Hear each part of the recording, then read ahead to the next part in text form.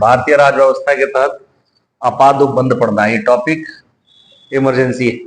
ठीक है, अभी तक जो जो चीज पढ़े हैं ये आपात उपबंध यानी इमरजेंसी भाग 5 भारतीय संविधान के भाग 18 में अलग अलग भाग के तहत हम लोग पढ़ चुके हैं। भाग 5 में पढ़ चुके हैं केंद्र, ठीक है, 6 में राज्य की व्यवस्था के बारे में पढ़ चुके हैं, अलग अलग जो कल पिछले क्लास में चर्चा किए थे। तो भाग 18 में अलग से इमरजेंसी का उपबंध दिया गया, क्लॉज दिया गया।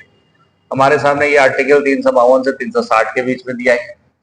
मेंस का क्वेश्चन भी यहाँ से आता है, प्रीलिम्स का ही क्वेश्चन आता है। आप लोग केवल रट लेते हैं 352, 56, 60 इतना ही रट के काम चला लेते हैं।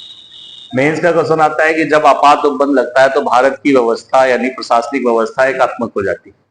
इसका मतलब सारे के सारे कंट्रोलिंग पावर सेंट्रल के पास ले जाता है। ठीक है, ये आपको एक टिप्पणी लिखने के लिए आता है या बड़ा क्वेश्चन यहाँ से प्रश्न आ जाता है लिखने के लिए। जो बच्चे कॉन्सेप्ट जिसके पास क्लियर नहीं है या ढंग से नहीं पढ़े हैं उसको लिखने में थोड़ी सी परेशानी होती है, वो थोड़ी बहुत लिखे चले जाते हैं। ये जो इसके साथ यानी आपात उपबंध में जो हमारे सामने जो प्रशासनिक और इसका जो उपबंध है इसका विवरण लिए हम लोग 1935 के अधिनियम से, जो ट्रांसफर होकर हमारे पास भारतीय संविधान में है। इमरजेंसी 3 प्रकार की इमरजेंसी है, राष्ट्रीय आपात, राज्य आपात जिसको आप राष्ट्रपति शासन बोलते हैं, और वित्तीय आपात यानी फाइनेंशियल क्राइसिस। राष्ट्रीय आपात का संदर्भ है कि देश में इस तरह की व्यवस्था जब लाए या देश में जब युद्ध, बाहरी आक्रमण या आंतरिक अशांति पहले थी, बाद में इसको सशस्त्र विद्रोह कहा गया 44वां संशोधन के आधार पर।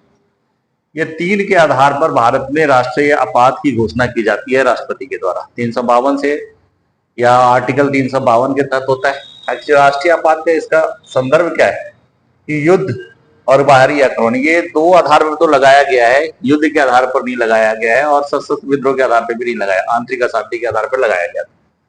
एक्चुअली पहले 44वां संविधान संशोधन से पहले राष्ट्रीय आपात लगाने के लिए ना तो मंत्रिमंडल का लिखित निर्देश था, ठीक है, और मंत्रिमंडल का लिखित निर्देश का संदर्भ नहीं था, और पहले आंतरिक अशांति थी कि यानी आप सरकार के विरुद्ध में कुछ बोलते, उनको लगता है कि आंतरिक अशांति है तो आप नेशनल इमरजेंसी लगा दो। जब जनता पार्टी की सरकार 1977 में आई तो उन्होंने क्या किया, 44 अमेंडमेंट करने के बाद 2-3 चीज इसमें परिवर्तन कर दिए। एक परिवर्तन क्या था, यहाँ पर युद्ध, बाह्य आक्रमण और आंतरिक अशांति की जगह पर आप क्या हो गया, सशस्त्र विद्रोह, यानी भारत के अंदर जब शस्त्र के साथ विद्रोह होगा तभी आप नेशनल इमरजेंसी को डिक्लेयर कीजिएगा। दूसरी बात, यहाँ किसी भी या तो संपूर्ण भारत में भी लगाया जा सकता है नेशनल इमरजेंसी, या भारत के किसी राज्य क्षेत्र के या कोई खास क्षेत्र में भी इसको लगाया जा सकता है। लेकिन फिर 44 अमेंडमेंट के बाद कहा गया कि अब क्या चाहिए, मंत्रिमंडल का लिखित निर्देश चाहिए। पहले ये मंत्रिमंडल का लिखित निर्देश नहीं हुआ था।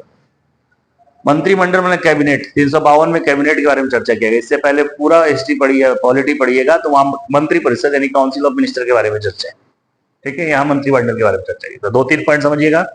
राष्ट्रीय आपात की घोषणा राष्ट्रपति करेंगे, किस आधार पर, युद्ध, बाहरी आक्रमण और सशस्त्र विद्रोह के आधार पर। यह संपूर्ण भारत में लगाया जा सकता है, इसी खास क्षेत्र में लगाया जा सकता है, मंत्रिमंडल के लिखित निर्देश पर लगाया जा सकता है। ये 2 पॉइंट याद रखिएगा। ये 44वां संविधान संशोधन में जोड़ा गया। जब राष्ट्रपति के द्वारा घोषणा हो जाती है तो संसद से पास कराना होगा। सदन यदि चल रही है तो 1 महीने के भीतर इसको पास कर लेगा या अनुमोदन करेगा, ठीक है। यदि लोकसभा निलंबित है, सस्पेंड है, क्या राज्यसभा तो अस्थायी सदन है और लोकसभा यदि अस्थायी सदन है, यदि सस्पेंडेड है या लोकसभा नहीं है तो नई लोकसभा आएगी, 30 दिन के भीतर इसे विशेष बहुमत से संसद के द्वारा पास करना अनिवार्य है। याद रखिएगा, ये अगला पॉइंट, कौन सा बहुमत, कौन सा मेजोरिटी चाहिए, यहाँ पर स्पेशल मेजोरिटी चाहिए, ना कि सिंपल मेजोरिटी। जब ये लागू हो गया, संसद ने पास कर दिया तो 6 महीना करके इसको एक्सटेंड कर सकते हैं। हर एक 6 महीने के बाद इसी तरह से रिन्यूअल करना होगा, संसद इसको विशेष बहुमत से पास करेगी तभी आगे।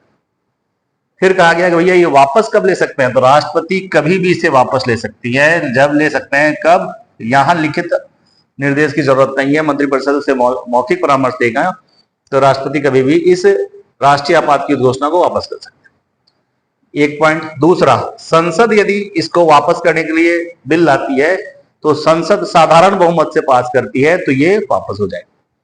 फिर दूसरा, अगला पॉइंट, यदि सदन सेशन में नहीं है, कौन नहीं है, लोकसभा यदि सेशन में नहीं है या कोई सेशन में नहीं, तो लोकसभा विशेष सत्र बुलाया जाना है। तो विशेष सत्र बुलाने के लिए यदि लोकसभा सेशन में है तो लोकसभा अध्यक्ष को 1/10 सदस्य अपना हस्ताक्षर सहित लिखित निर्देश है।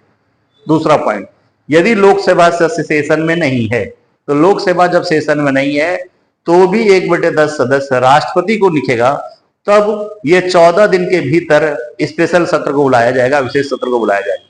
और जब 14 दिन के भीतर ये विशेष सत्र को बुलाया जाएगा, तब इस चीजों को वापस ले लें। फिर से रिपीट कर रहे हैं, राष्ट्रीय आपात की घोषणा, युद्ध, बाह्य आक्रमण, सशस्त्र विद्रोह के आधार पर।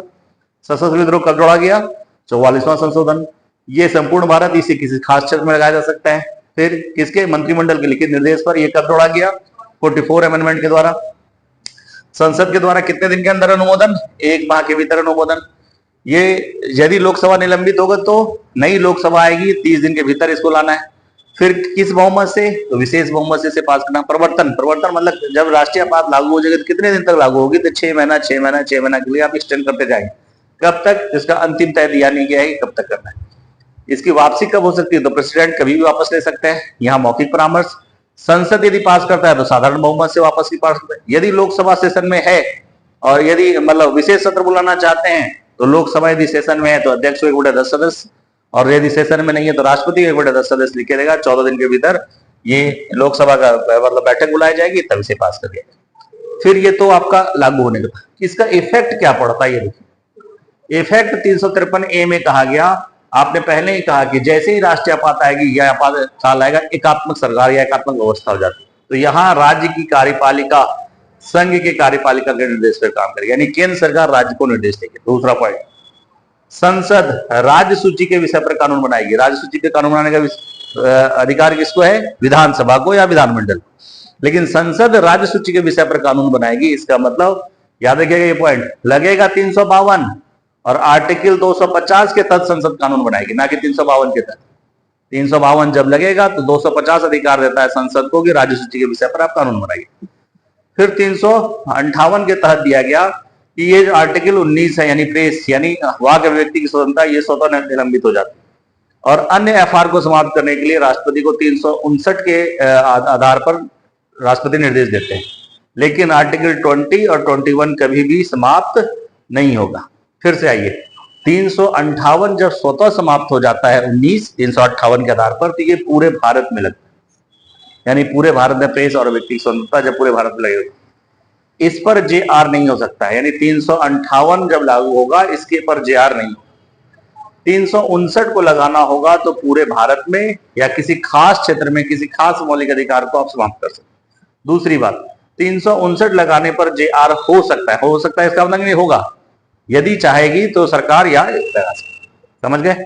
इस तरह का इसका प्रभाव होता है, यानी राज्य की कार्यपालिका, विधायिका, ठीक है यहाँ पर। लेकिन हाई कोर्ट पर इसका कोई प्रभाव या सुप्रीम कोर्ट पर कोई प्रभाव नहीं, विधायिका कार्यपालिका काम करे। कितने बार लगा ये राष्ट्रीय आपात?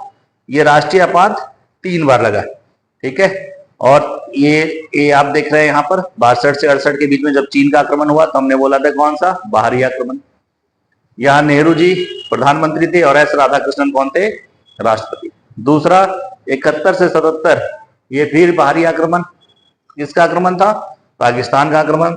इस समय इंदिरा गांधी और बीबी गिरी राष्ट्रपति थे।